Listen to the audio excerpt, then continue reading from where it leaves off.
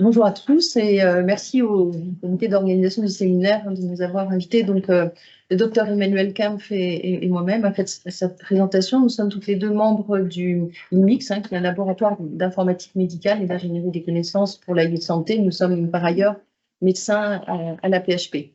Donc, en fait, cette présentation, elle s'inscrit complètement dans le cadre dans le contexte de l'interopérabilité des données de l'espace européen des données de santé. Les travaux qui vont être présentés ont été réalisés dans le cadre d'un projet national Pénélope et comme on l'a évoqué dans le cadre de 2 projets européens, Eddy4Merci, UKEM, et ce sont des contributions à une réflexion sur le cadre d'interopérabilité qu'il faudrait déployer en Europe pour l'utilisation secondaire des données, notamment en oncologie. Donc, je ne reviens pas sur l'espace européen des données de santé qui a été présenté en détail et notamment sur son volet dédié à l'utilisation secondaire des données. Et comme l'a rappelé Emmanuel Bacri, le règlement récemment publié précise quelles sont les données, les catégories de données qui sont concernées par cette utilisation secondaire, les règles de gouvernance, la plateforme qui sera mise en place, donc Health Data EU,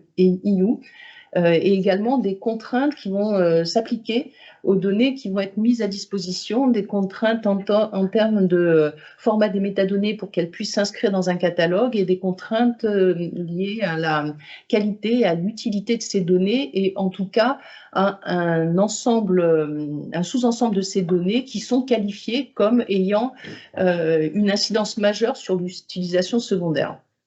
Mais le cadre, l'espace européen des données de santé, ce sont également des règles d'interopérabilité communes. Mais alors, sur ce volet-là, le règlement est assez peu précis. On note simplement, il est précisé que à l'horizon du printemps 2027, la Commission fournira des spécifications techniques pour le format européen d'échange des données des dossiers patients informatisés, que ce soit pour les données structurées et les données non structurées. Donc, c'est extrêmement ambitieux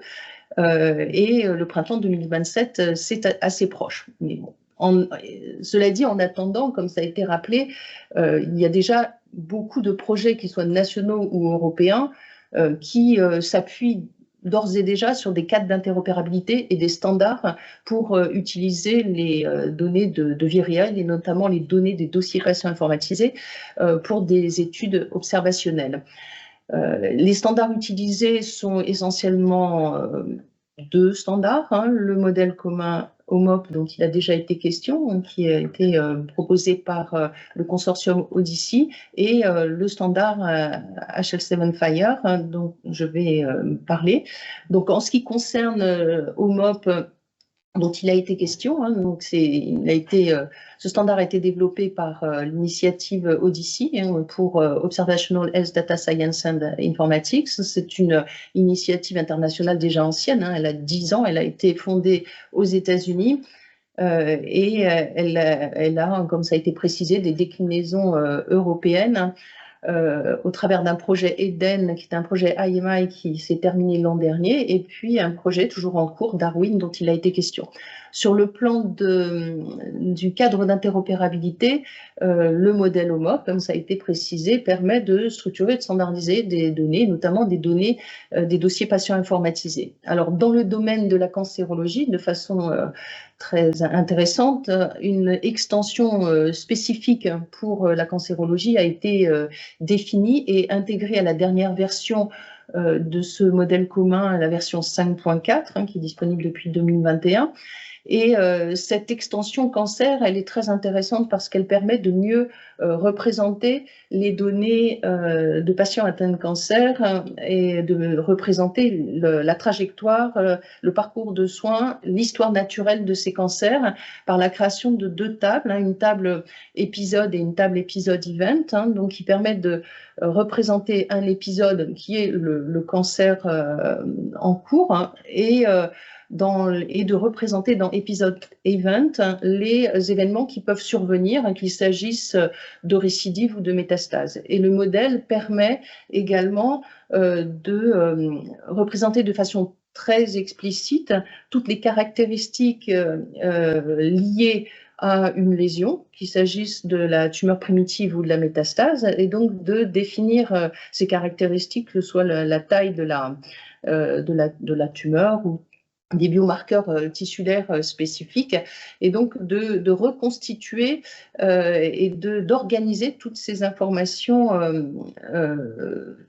des dossiers de patients atteints de cancer. Et donc, le deuxième standard qui est de plus en plus utilisé dans le contexte de la réutilisation des données de vie réelle en recherche, c'est HL7 FHIR. FHIR, c'est un acronyme pour Fast Healthcare Interoperability Resources, et ce standard est développé par HL7, qui est un organisme de standardisation internationale des systèmes d'information en santé. Et ce standard est notamment utilisé dans un projet européen en cours qui s'appelle X-Share, qui est un projet européen en appui à la structuration de l'espace européen des données de santé sur le plan de l'interopérabilité. L'objectif de ce projet, c'est de fournir aux citoyens européens la possibilité d'avoir accès à leurs données de santé en un clic. C'est très bien vendu. Et sur le plan de la recherche, des utilisations secondaires, il y a un cas d'usage qui consiste à dire que ces données ainsi accédées par les patients pourraient être utilisées pour optimiser leur participation aux recherches, c'est-à-dire leur inclusion dans des cohortes ou dans des essais cliniques. Sur le plan de l'interopérabilité, ce consortium s'attache à proposer une extension recherche à un standard HL7 FHIR qui s'appelle l'International Patient Summary. C'est un résumé de dossiers patients international qui pour l'instant a été développé surtout pour les soins transfrontaliers, donc en utilisation primaire, et là le consortium l'étend pour que ça puisse répondre à des cas d'usage d'utilisation secondaire. Là encore, dans le domaine de la cancérologie, le consortium X-Share et plus généralement HL7 Europe travaillent à l'établissement d'un modèle commun pour le cancer en étendant, au-delà de cet International Patient Summary, en étendant ce modèle en se servant des spécifications techniques d'un modèle HL7 FHIR américain qui s'appelle M-Code pour Minimum Common Oncology Data Elements. Et donc, en fait, l'objectif de tous ces travaux, c'est de fournir au niveau européen des guides d'implémentation FHIR sous forme de spécifications de structuration des données, on appelle ça des ressources, et également sous forme d'interfaces informatiques, programmatiques, d'accès aux données, des API, qui permettrait l'accès à la fois aux dossiers patients informatisés, aux entrepôts de données de santé et aux registres pour, dans un premier temps, identifier des profils spécifiques de patients pour les inclure dans des cohortes ou des essais cliniques et, dans un monde idéal, pour alimenter de façon semi-automatique des bases de données de recherche à partir de dossiers patients informatisés. Donc, en fait, dans ce contexte-là, nos travaux se sont focalisés sur le fait de constituer des jeux de données socles qui soient polyvalents dans le domaine de la cancérologie, qui puissent répondre à différents objectifs, mais dans le cadre du projet Pénélope, on a donné la priorité au fait de définir d'abord le jeu de données minimum qui allait permettre de cibler des populations spécifiques et donc de pouvoir exécuter des requêtes dans des dossiers patients informatisés qui correspondent à des critères d'inclusion de patients dans des cohortes ou des essais cliniques. Et on s'est attaché à structurer, à standardiser ces données et à les enrichir en cas de données manquantes, avec la difficulté qui a déjà été soulignée que les données hospitalières sont variées, elles sont cliniques, biologiques, d'imagerie, omiques, elles sont extrêmement hétérogènes, elles proviennent de sources multiples au sein des systèmes d'information hospitaliers, elles peuvent être structurées, non structurées, et nous sommes attachés à organiser ces jeux de données en distinguant des données transverses qui ne sont pas spécifiques de cancer, des données plus spécifiques de cancer, et au sein de ces données, des données, des variables qui concernent les cancers en général et des variables qui sont spécifiques de cancers particuliers, d'organes particuliers. Donc, ces travaux se sont été réalisés dans le cadre du projet Pénélope. C'est un un projet national pour Patient Enrollment in Research from Real-Life Databases Using Common Patient Data Model. Et ce projet est dédié à la facilitation de la participation des patients à la recherche, que ce soit des cohortes ou des essais cliniques. Ce réseau a été créé en 2022 et co-animé par Emmanuel Kempf et moi-même. Il associe 4 des 6 lauréats de l'appel à projet de consolidation des ETS qui ont été, de la première vague, qui sont donc financés par BPI France pour accélérer la constitution de leurs entrepôts de données de santé. Ça associe donc l'APHP, le GCS Hugo pour le West Data Hub, le réseau Paysage pour le Grand Est et un centre de lutte contre le cancer qui fait partie du réseau Unicancer. Les établissements de santé apportent leur expertise médicale en oncologie, santé publique, gestion de données massives et intelligence artificielle. Dans ce réseau participent également 2 unités INSERM, le LIMIX et également le LTSI, qui apportent des compétences d'ingénierie des données et des connaissances en santé, des compétences en IA et en traitement automatique des langues. Nous sommes aussi associés à un laboratoire de génie industriel de Centrale Supélec qui apporte son expertise en recherche qualitative dans le domaine des systèmes d'information de santé. Et nous collaborons avec 2 industriels qui sont des acteurs clés de l'interopérabilité des systèmes au niveau européen. Kereval qui a une expertise en ingénierie des tests d'interopérabilité et Télémédecine Technologie qui déploie des solutions de logiciels pour la recherche clinique et qui est un partenaire du projet XShare que j'ai mentionné tout à l'heure. Donc, quels ont été les résultats à date de ce réseau? Dans un premier temps, nous avons identifié des informations nécessaires à la présélection de patients éligibles à l'inclusion dans des essais cliniques, et les variables qui correspondaient à ces informations clés ont été standardisées selon 2 versions d'OMOP, la version V5.3 et la version actuelle V5.4 incluant l'extension cancer. Nous avons pu montrer que le taux de standardisation des critères de prescreening variait en fonction de l'expressivité du modèle commun. Et on passait de 40% de critères de prescreening traduits avec la version 5.3 à 75% avec la version 5.4. Ensuite, en termes d'exécution des requêtes dans des bases de données OMOP ou dans des dossiers patients informatisés, on peut s'apercevoir que ce n'est pas parce qu'on a traduit des requêtes, la majeure partie des critères de sélection dans un langage commun, qu'on arrive à les exécuter et avoir des réponses quand on interroge les sources. Alors pour 2 raisons. D'abord parce qu'il peut y avoir des données manquantes et on n'arrive pas à avoir de réponse pour certains critères, ou alors on peut rencontrer aussi des limitations liées au formalisme du langage de requête qui peut être limité, notamment pour un certain nombre de critères d'éligibilité qui incluent des contraintes temporelles. Néanmoins, ce qui était intéressant, c'est qu'on s'est aperçu que malgré ces limitations, une évaluation qui portait sur 3 essais cliniques en cours dans le domaine de l'urologie nous a permis de montrer que l'utilisation de ces algorithmes de présélection permettait néanmoins d'identifier des nouveaux patients éligibles malgré ce faible taux d'exécution de ces algorithmes. D'autres travaux qui ont été réalisés ont consisté en tenant compte de ce constat d'un certain nombre de données qui manquaient, soit parce qu'elles ne sont pas présentes de façon structurée dans les dossiers patients informatisés ou parce qu'elles sont mal renseignées. On a dû engager des travaux d'enrichissement du jeu de données minimal en utilisant de la fouille textuelle pour extraire un certain nombre de comptes rendus d'hospitalisation, RCP, comptes rendus ANAPAT, d'extraire un certain nombre de données manquantes, de données clés, telles que même le diagnostic anatomopathologique, le GRAD, le stade ou la survenue d'événements. Et donc, pour extraire ces informations, on a utilisé des systèmes de règles ou parfois de l'apprentissage machine. Et ces travaux ont été facilités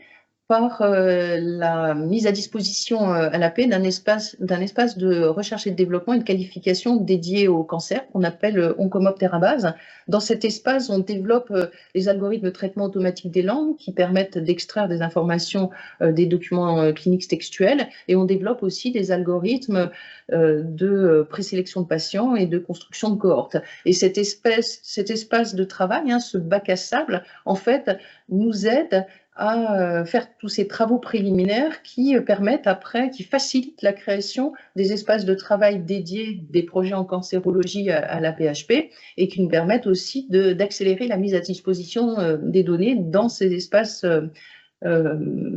partagés, dans ces espaces projets, spécifiques des projets. Donc, ce bac à sable Oncomop Terabase nous sert à avancer dans le projet Pénélope, qui est un démonstrateur, comme je l'ai évoqué tout à l'heure, des programmes d'accélération des EDS dans les 4 GHU partenaires. C'est un projet multicentrique, ce projet Pénélope. Et donc, il va bénéficier alors à l'AP du programme d'accélération qui s'appelle Accès, qui est quand même financé à hauteur de 10 millions pour pouvoir constituer des jeux de données, et notamment les jeux de données en appui à ce projet Pénélope dans le domaine de la cancérologie. Mais le bac à sable Oncomop Terabase, au-delà du seul cas d'usage de Pénélope, d'aide au recrutement dans les essais cliniques, il nous permet aussi de collaborer avec les équipes projets de grands projets européens d'aide décisionnelle à partir de l'IA, dans le domaine du cancer, le projet ID4RC et le projet UCAM que je vais présenter rapidement. Alors, le projet ID4RC, il est coordonné par l'Institut national du cancer italien pour le compte du réseau européen des cancers rares. Et il s'agit de développer une plateforme fédérée d'accès à des données hospitalières de patients atteints de cancers rares, tête et cou et sarcome, pour faire des études observationnelles et pour développer des algorithmes d'IA. En matière d'interopérabilité, le projet ID4RC a proposé un modèle commun qui est très inspiré du modèle OMOP dans sa version 5.4 et qui, à ce titre, permet de représenter de façon pertinente, comme je le rappelais tout à l'heure, les données du parcours de soins de l'histoire naturelle du cancer. Le deuxième projet européen a été mentionné tout à l'heure par Emmanuel Bacri. Donc, il s'agit de UCAM pour European Federation for Cancer Images. C'est un projet qui est un projet DigiConnect. Donc, ça veut dire que c'est un projet qui est vraiment structurant pour le futur espace européen des données de santé, puisqu'en fait, il va développer la plateforme européenne de développement d'algorithmes d'IA en imagerie du cancer. Il est piloté par le EBIR, qui est l'Institut européen de recherche en imagerie biomédicale, et par le CHU de Valence. Et dans le cadre de ce projet, a été défini un modèle commun et une ontologie qui s'appuie beaucoup sur le modèle conceptuel du standard américain M-Code que j'ai évoqué tout à l'heure. Et l'intérêt d'une ontologie en termes de modèle, c'est qu'elle adresse de façon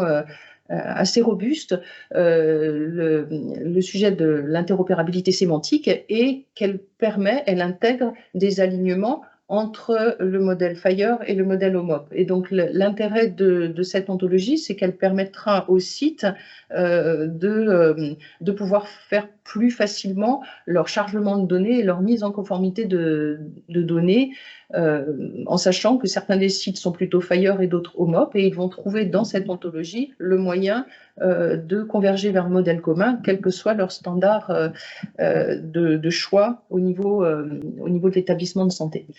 Donc, nous continuons à travailler à la PHP pour enrichir ce jeu de données polyvalent dans le domaine du cancer,